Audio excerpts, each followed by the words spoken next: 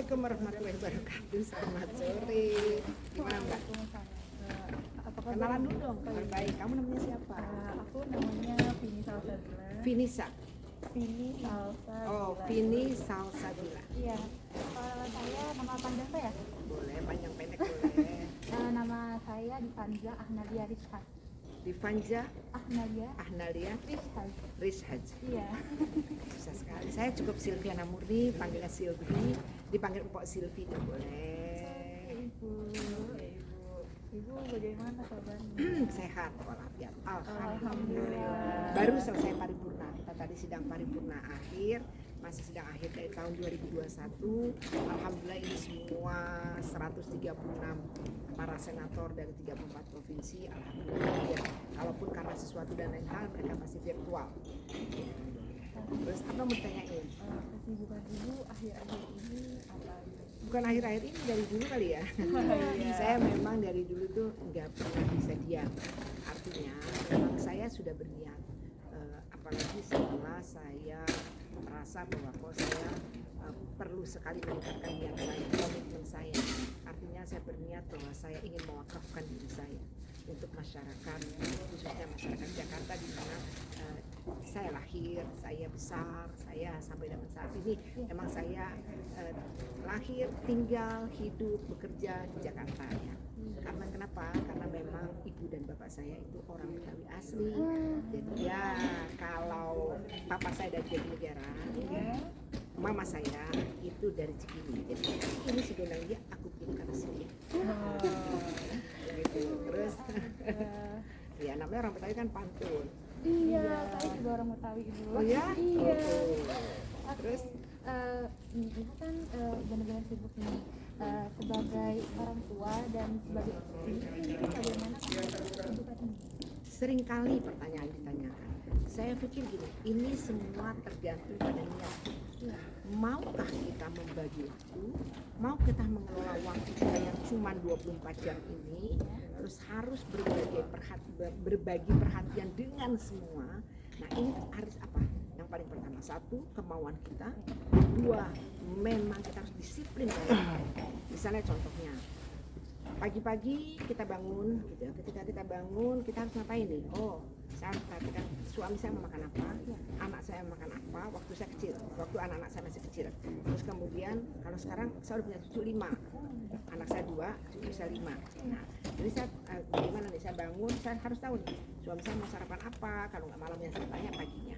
Kalaupun saya sibuk dan emang itu udah rutinitas buat saya, makan ini udah. Setelah itu saya mesti lihat jam saya itu selalu ada alarm ya untuk reminding saya. Terus misalnya setelah sarapan saya bisa ngapain, jogging atau saya berenang atau apa. Nah selesai itu saya berdialog. Saya lihat jam berapa nih, kadang-kadang ada tamu, saya terima tamu pagi.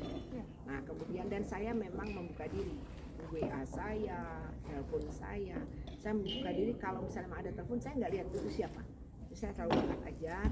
Kalau berbalas WA kadang-kadang memang saya tiap hari itu hampir ratusan. Sekarang aja mungkin yang belum dibuka sekitar 2.500-an. Emang banyak, tapi saya pikir karena saya sudah niat ya biarkan saja, artinya saya tetap balas. Terutama grup-grup yang luar biasa. Nah kalau saya lagi diam ya saya balas. Nah kemudian setelah saya kerja, selesai saya bekerja, kemudian apa program saya? Itu semuanya saya masukkan dalam Google Calendar. Ya, Google Calendar. Memang saya harus kuasai IT karena hanya orang-orang yang menguasai IT, yang menguasai informasi, dia bisa hidup dan mengikuti dinamika kehidupan di masyarakat. Nah, jadi itulah yang saya lakukan dan saya punya staff semuanya. Saya mengatakan kepada staff saya, kalian boleh berada di mana saja, tetapi ketika saya membutuhkan dan kalian harus mengerjakan sesuatu sesuai dengan tugas pokok kalian harus ada. Misalnya hari ini kalian ada di mana? Oh, saya ada di Solo, oh, saya ada di Jogja, oh, saya ada di Kalimantan. That's yours. Kalau mampu membagi waktu itu. Misalnya saya katakan, laporan mana? Ini mana? Dan cepat tanggap, quick response. Saya biasakan karena saya memang quick response juga. Ya seperti dengan kalian kan mahasiswa kan nggak ketemu sama saya, artinya nggak komunikasi dengan saya. Sama siapa? Ya sama Wisnu. Nah Wisnu nanti mengatur tuh jadwal saya, Bu kayaknya habis ini Ibu harus begini. Oke, gitu. Harus komitmen. Jadi kalau dikatakan bagaimana Ibu mengatur waktu, yang pertama adalah kemauan kita untuk mengatur waktu kita sendiri. Yang kedua disiplin terhadap waktu, dan kita menghargai siapapun orangnya yang ingin bertemu ingin berdialog, kalian kan mahasiswa, Iya. kalian kan punya tanggung jawab. Iya. Nah, masa saya nggak bantu? Nah, itulah sebabnya saya harus membantu, saya harus berbagi waktu dengan kalian. Nah, kira-kira begitu kata kuncinya. Keinginan untuk membagi waktu dan disiplin. Oke, terus Pertanyaan selanjutnya, dilihat dari jejak karir ibu sudah lama sekali memasuki dunia politik. Sebenarnya alasan terbesar ibu memilih untuk menuju dunia politik itu apa? sebenarnya kalau menurut saya kalian salah nih kalau bilang masuk dunia politik. Sebenarnya saya lebih lama di PNS, pegawai negeri sipil. Jadi saya itu memang kuliah, kemudian selesai kuliah, nah, kemudian saya tetap berorganisasi. Saya bukan orang politik, saya suka berorganisasi. Saya kenal semua dengan orang-orang tokoh-tokoh politik, memang saya kenal. Dan saya suka berdialog, suka menimba ilmu. Nah, tapi saya bukan ada di dunia politik. Kalaupun umpamanya DPD dan dunia politik, lebih kepada saya bagaimana karakter saya yang melayani. Karena memang saya PNS. Nah, jadi setelah PNS, saya 31 tahun saya di Pemprov DKI Jakarta. Alhamdulillah saya sudah memasuki sampai eselon 1. Jadi jabatan tertinggi, subhanallah itu. Nah, kemudian saya juga pangkat saya sudah 4E. Dengan kenaikan pangkat 3 kali istimewa itu luar biasa menurut saya, satu hal yang patut saya syukuri. Nah, karena itulah saya ingin membagi diri saya, membagi waktu saya, perhatian saya untuk masyarakat. Kan Allah udah begitu banyak memberikan luar biasa pada saya. Kata Allah kan bilang apa? Fabi ayyi ala'i rabbikuma tukadziban. Nikmat Allah mana lagi kah yang mesti kau dustakan? Anak 2, suami setia ganteng gitu kan ya, punya menantu baik-baik, kemudian cucu ada 5. Kan luar biasa. Kalau saya nggak melayani kalian, kata Allah, Allah marah karena kita nggak mensyukuri nikmat. Nah begitu. Ya kalau saya lambat-lambat dikit mohon maaf karena memang kondisi kerja saya seperti ini. Nah jadi memang pada masa saya menjadi kepala bagian di Biro Bina Mental Spiritual, saya diminta, boleh dibilang ditugaskan oleh gubernur untuk menjadi anggota DPRD DKI Jakarta dan hanya 2 tahun, yaitu tahun 97 sampai tahun 99. Kenapa demikian? Karena memang itu kan kalau udah PNS itu siap ditempatkan di mana saja. Saya harus cuti 2 tahun negara, saya menjadi anggota DPRD Komisi A. Setelah itu saya kembali lagi karena ada peraturan dari presiden. Pada masa itu ada Gus Dur jadi presiden. Nah, pilih partai atau PNS. Saya memilih PNS. Padahal saat itu saya belum pasti menjabat kembali. Ketika saya geser ke DPRD dengan cuti di luar tanggungan negara selama 5 tahun, saya menjadi kepala bagian pada saat itu. Jadi saya copot jabatan saya menjadi anggota DPRD. Ketika disuruh milih, saya kembali lagi, tapi jadi staf. Iya dong, staf, harus staf karena kan bagaimana saya udah melepaskan jabatan, pangkat saya juga stop di situ. Nah, ketika saya kembali lagi itulah saya sempat staf 2 bulan sebagai stafnya Sekda. Tapi saya pikir saya nggak masalah, kenapa? Karena waktu itu saya masih menjadi anggota pansus, namanya tidak ada, tapi masih bekerja. Ya kan nggak boleh, namanya ada honor nggak boleh lagi karena udah kembali ke PNS. Tapi saya masih menjadi ketua pansus. Tapi oke, yang orang lain yang menjadi ketua, saya yang kerja, karena saya hobi. Kerja itu adalah hobi. Nah, akhirnya alhamdulillah 2 bulan kemudian saya jadi kepala biro. Jadi itu jabatan yang menurut saya loncat ya. Bukan loncat sih, sebenarnya tetap dari kabak kemudian kepala biro bertahap. Cuma terlalu cepat menurut saya. Ya, jadi saya makin bersyukur. Ya, cepat sekali. Terus apalagi? Nah, saya kan membaca jejak karir ibu ya. Nah, ibu ini adalah wali kota perempuan pertama di Jakarta. Apa benar, Ibu? Betul. Tahun Nah, 2008 sampai Iya. 2010. Iya betul. Nah, itu bagaimana sih perasaan ibu saat itu? Sebenarnya saya sudah 3 kali loh dicalonkan. Waktu fit and proper test, alhamdulillah saya lulus. Kemudian saya sudah digadang-gadang untuk menjadi wali kota pada saat Jakarta Barat, tapi tidak jadi. Saya jadi kepala dinas kependudukan.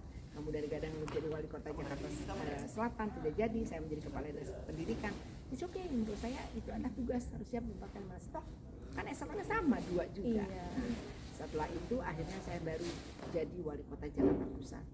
Dan memang saya bersyukur ketika tahun 2008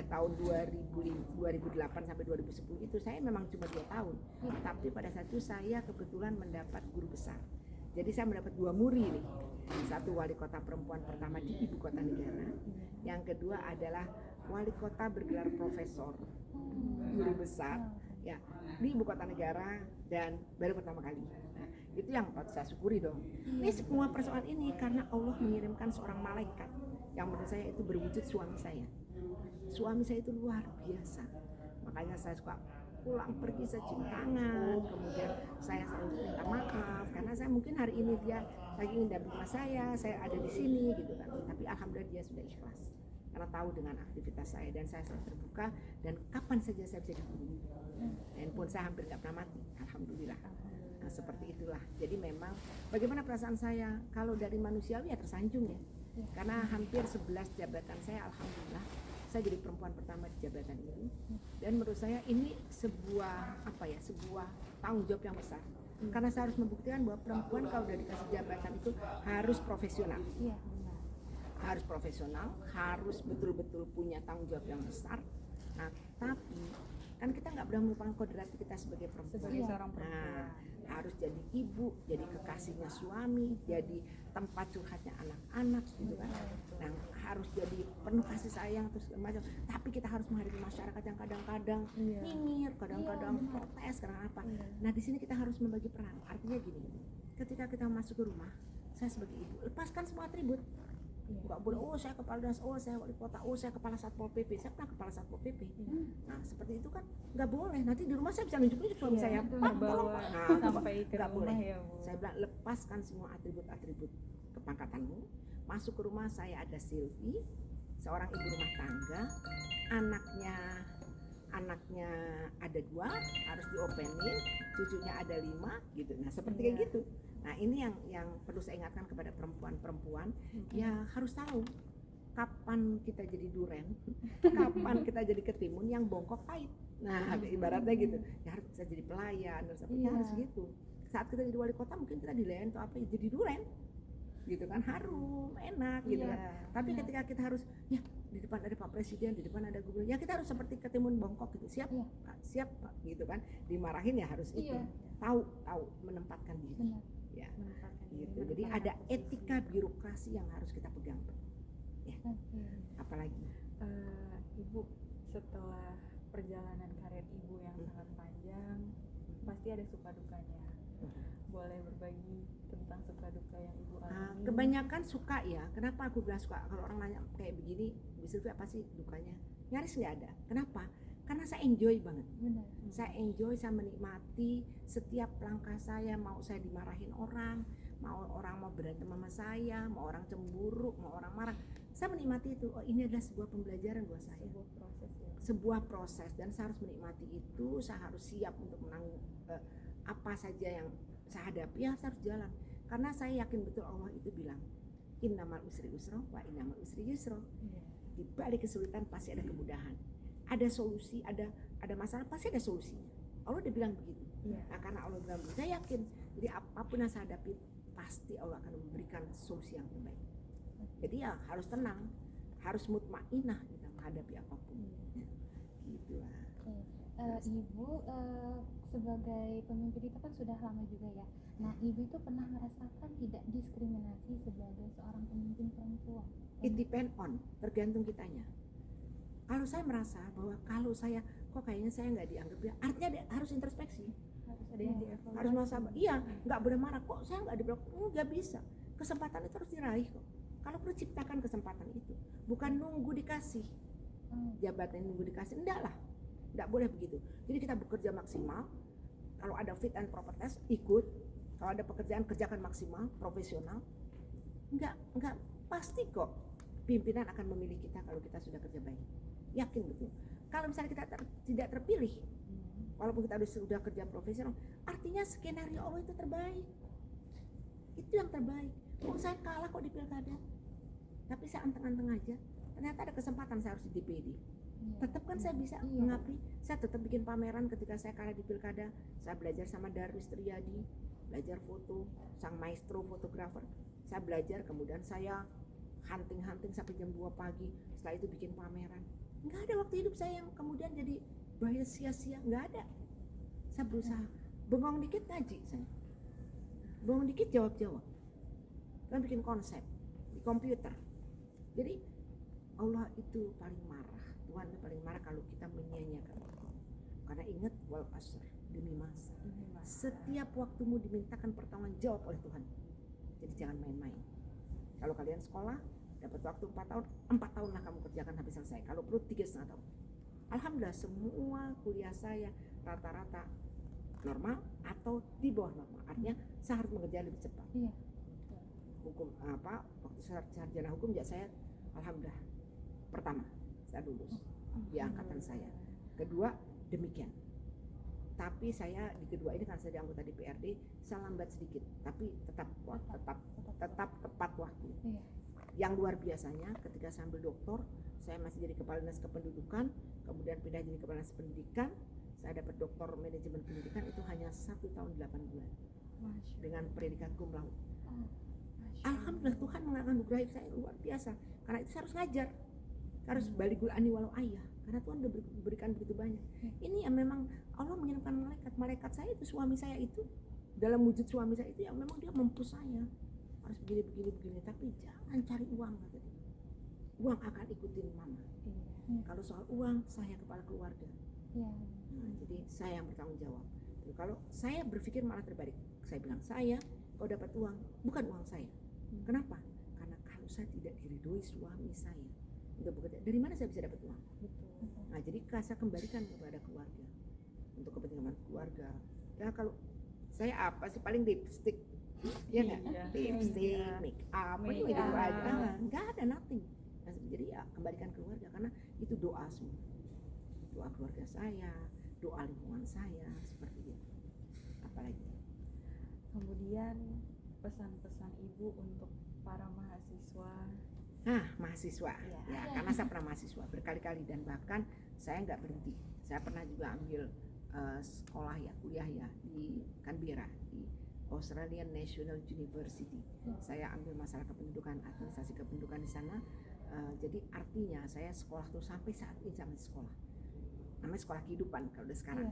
Nah, pesan saya smart work hard with heart based on 2R.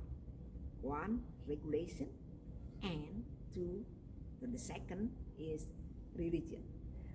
Jadi hidup itu harus bekerja keras dengan cerdas. Bekerjanya jangan anteng-anteng, tapi bekerja keras dengan cerdas. Berfastabiqul khairat. Tapi, nah ini dengan hati. Kalau dengan hati kita ikhlas. Nah, kenapa saya bilang ikhlas? Karena ekspektasi kita tidak terlalu tinggi. Misalnya saya ngebantuin kamu, mudah-mudahan nanti kamu dikasih apa ya mas saya. Nah itu namanya ekspektasi kita terlalu tinggi, sehingga ketika kamu tidak kasih apa-apa yang ada kecewa. Tapi kalau saya selalu bertanya, kamu butuh apa? Nggak ada kecewa, karena saya tak mengharapkan dari kalian. Yang saya harapkan kalian butuh apa dari saya. Oh butuh wawancara, oke, kan enak. Saya menerimanya enak, kamu juga enak, nggak ditagih, gitu kan? With heart, hati. Jadi ada keikhlasan. Dan based on, berbasis pada 2R. R yang pertama regulation, regulasi, artinya ikutin aturan RT, aturan RW, aturan lurah, sampai aturan negara. Insya Allah kita selamat di dunia. Aturan kampus, kalau kita ikutin kita nggak akan di DO. Jadi pokoknya ikuti segala aturan yang berada di dunia, regulation namanya. Base yang kedua, base on yang kedua apa? Religion. Kamu kan hidup nggak di dunia aja. Kamu kan akan hidup di akhir zaman, di akhir nanti setelah kita keabadian. Apa itu akhirat? Ya, ikuti perintah agama yang kau yakini kebenaran. Jadi kita bisa selamat di dunia dan di akhirat. Keluarga kita menjadi keluarga yang sakinah, mawaddah, warohmah. Saya suka tambahin mutmainah. Ada ketenangan di sini. Jangan gusuk-gusuk, jangan stres ngelihat orang kok cemburu, kok orang begini, kita kok enggak. Nah itu menjadi kita enggak mutmainah. Nah setelah itu apa kita bilang sama Allah? Insya Allah kita husnul khotimah. Kita kalau kerja banyak tapi di akhir kita nggak bagus, nggak mau dong. Nah kita berdoa terus. Sejak awal saya katakan kita harus berdoa sama Allah supaya kita husnul khotimah, supaya kita di akhir itu yang baik. Ketika kita menghadap Allah itu kita dalam keadaan baik dan Allah senang ketika menerima kita. Nah iya, kembali menerima kita ya Allah senang gitu, karena mengikuti apa yang diperintahkan. Insya Allah. Cukup. Satu pertanyaan terakhir yang berkaitan dengan sastra Ibu. Oke. Saya melihat di postingan Instagram Ibu, Mhm. Ibu membawakan sebuah puisi berjudul Hampa Tanpa Doa. Karena memang banyak orang sombong. Padahal kata Allah, uduni astajab lakum, mintalah maka pasti kukabulkan. Banyak orang sombong gak mau berdoa, merasa dengan keyakinannya, dengan pinternya, dengan networknya dia mampu sih. Padahal kata Allah, aku suka dengan orang-orang yang berdoa. Makanya hidup ini hampa tanpa doa. Dan itu murni karangan saya sendiri pada tanggal 5 Desember di tengah malam. benar. Iya, saya Nah, itu.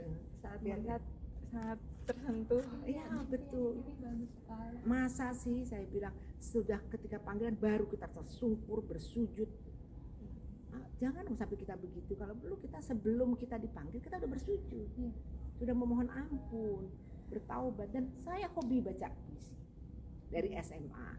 Dari SMA saya hobi nulis puisi, hobi baca puisi. Saya suka sekali W.S. Rendra. Saya kalau ada W.S. Rendra di sana saya selalu nonton. Dan saya kalau ada kontes ada deklamasi, ada baca puisi, Iya. saya selalu ikut lomba. Menang kalah, tapi saya ikut karena ekspresi. Saya suka mengekspresikan apa yang ada dalam pikiran saya, kemudian saya sampaikan. Penyampaian pesan melalui puisi Iya. ya Ibu. Alhamdulillah. Kadang-kadang saya bukan hanya gitu. Misalnya saya ambil ayat-ayat atau saya ambil lagu gitu kan. Iya. Iya. Ya itu saya memang suka. Otak saya nggak berhenti berkreasi. Jadi nggak bisa diem saya ini. Gitu. Karena saya pikir waktu kita cuma 24 jam. Ya saya harus punya sesuatu legacy. Setiap dimanapun saya berada saya harus menciptakan legacy. Sesuatu yang bisa diwariskan. Nah itu sehingga bermanfaat kan khairun nas anfa'ukum linnas. Sebaik-baik manusia kata Rasulullah adalah orang yang bermanfaat untuk sesama. Nah, begitu. Oke, cukup? Sudah cukup. Alhamdulillah, mohon maaf lahir batin. Terima kasih Wassalamualaikum banyak. warahmatullahi wabarakatuh. Waalaikumsalam. Waalaikumsalam.